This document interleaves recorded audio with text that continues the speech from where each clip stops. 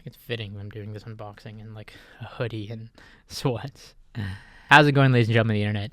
Adrian here. Today, we're going to be unboxing something pretty exciting. I have this package that I've been waiting all day for. Work from home today just to make sure I could secure it because I was a bit nervous. I have some other packages here in the same vein, but we're going to be focusing just on this unboxing today because you got to milk the content as it is.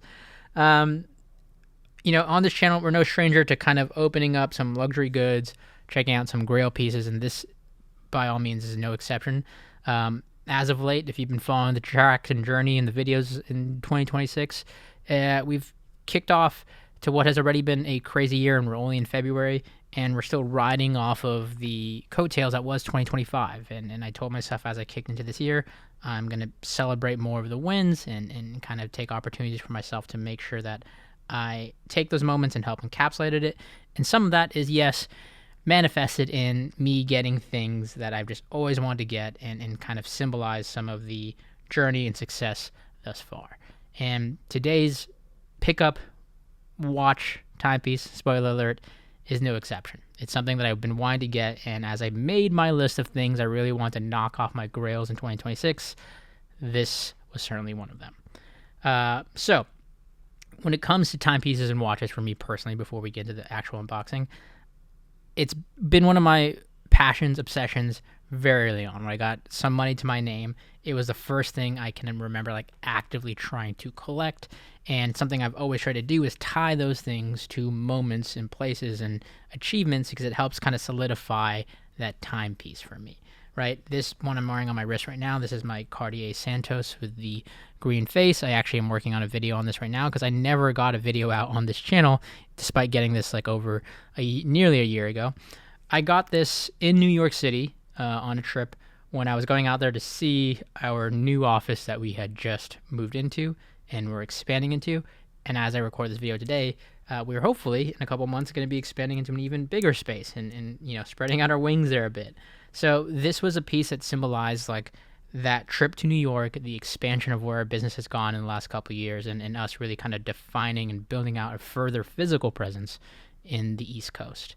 And again, it's stuff like that that helped me appreciate these things more outside of just having, you know, the funds to go and buy these things and accrue these things. I find I just, you know, value them more when I can tie them to such an occasion.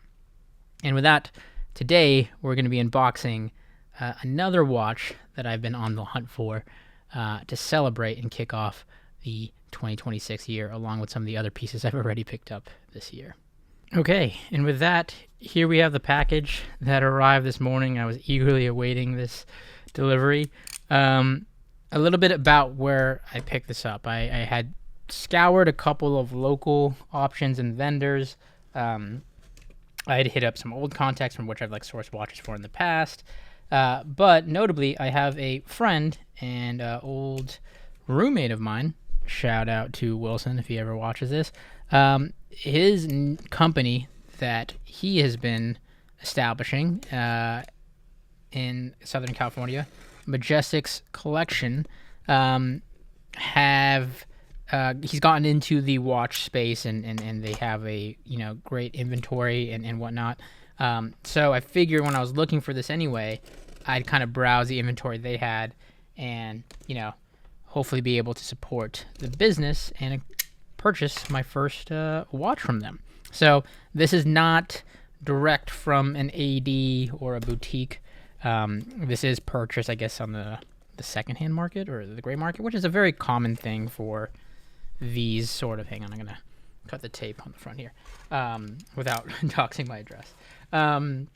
Very common in this space. If you are not familiar with the watch space, yes, you can go to a AD, which stands for authorized dealer, or like a Rolex boutique, which are usually the term AD is essentially like they are a partner with X company, whether it's Rolex or Audemars or what have you, and they're authorized to essentially sell said watch brands.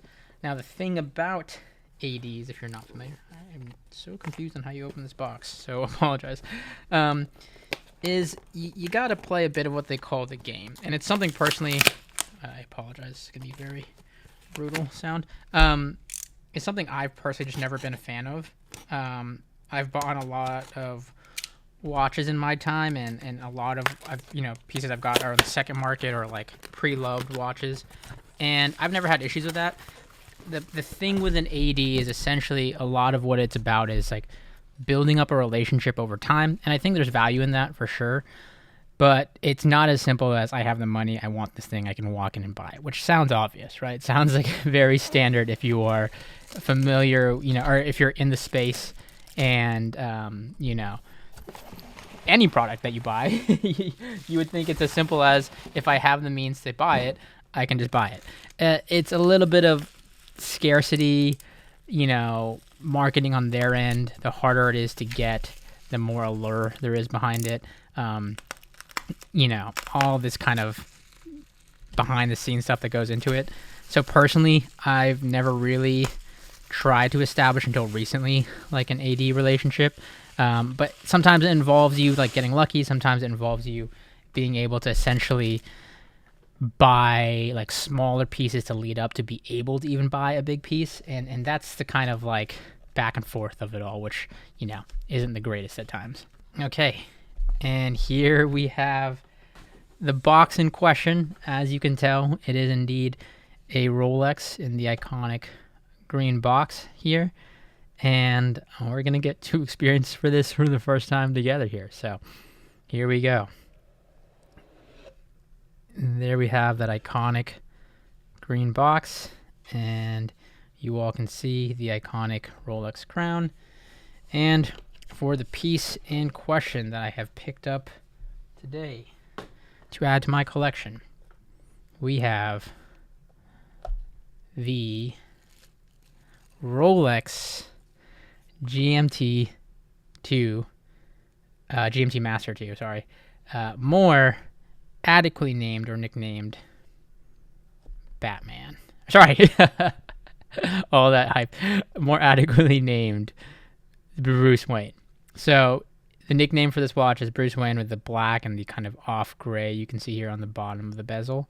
There is a Rolex Batman, essentially what they call it, which is dark blue and blue. Those are, again, nicknames. The actual, model here is a GMT Master II. If I can get my camera to focus there. There you go. Hopefully that's a little better here. This watch is cold. It's a rainy, cold day here in the Bay, and I can tell this has traveled overnight shipment. It got here very, very quickly. But again, this is the GMT Master II. The specific reference, if I recall correctly, is the 126710 GRNR, if I'm not mistaken.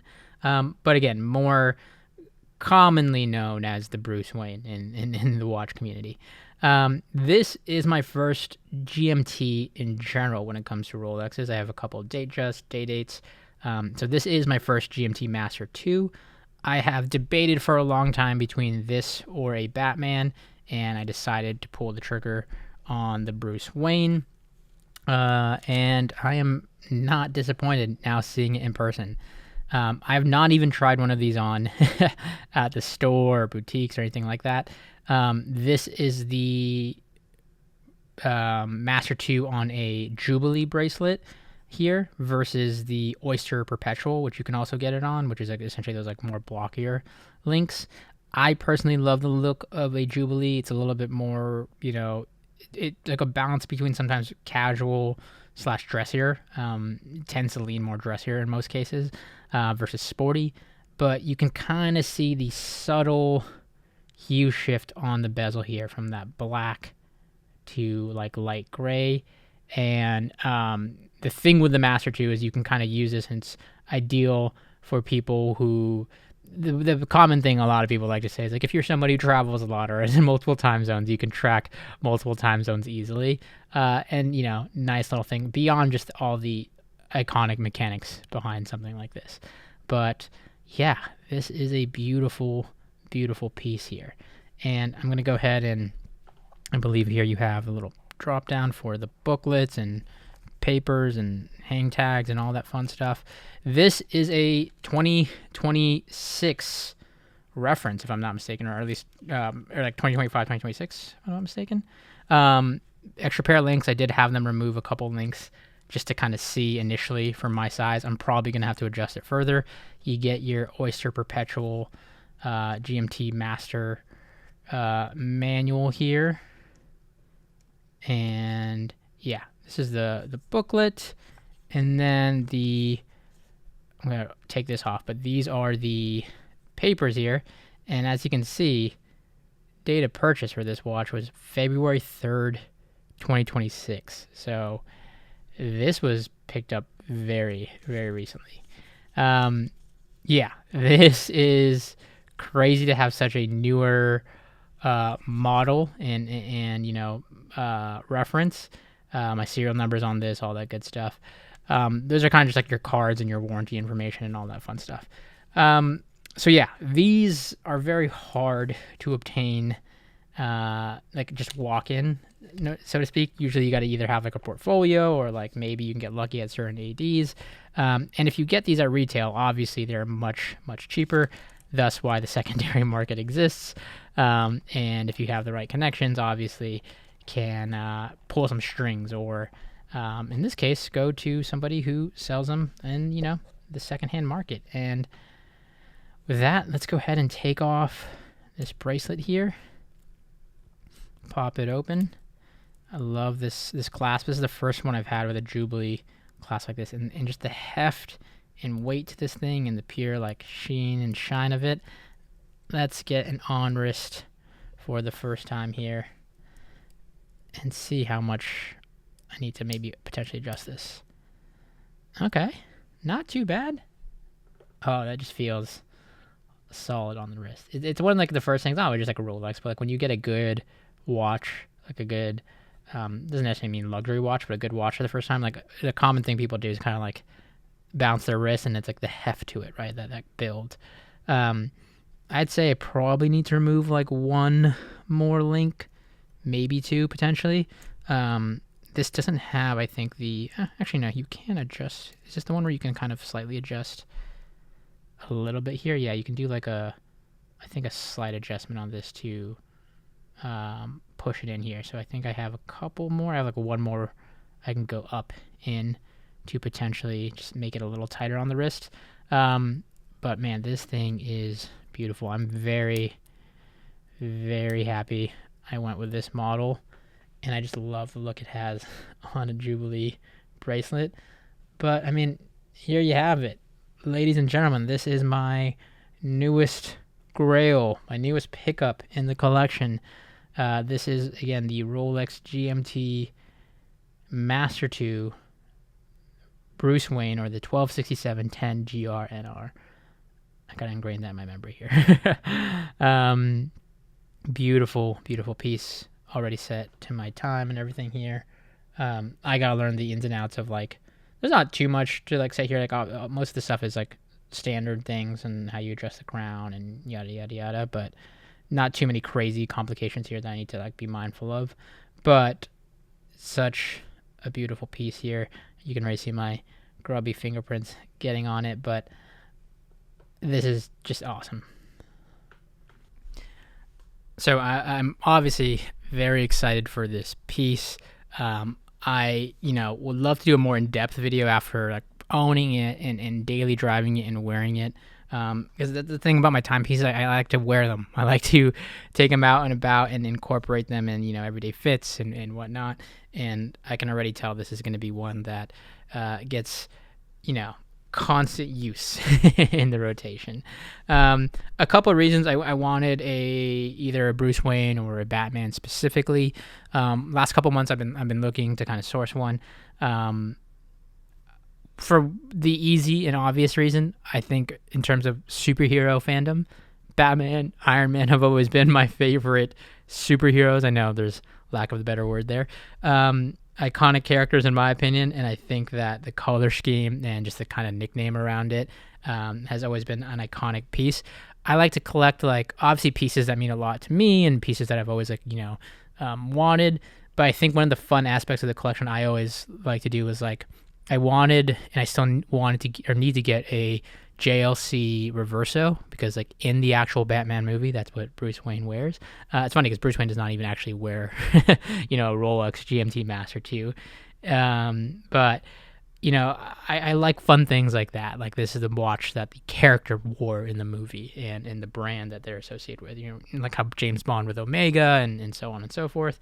And just stylistically, this is something that is more, muted and not as crazy or as flashy. Like, I have a lot of like gold pieces, and yes, I've done some crazy pieces and custom pieces. This is a little bit more understated, yet still classy and elegant in its own way.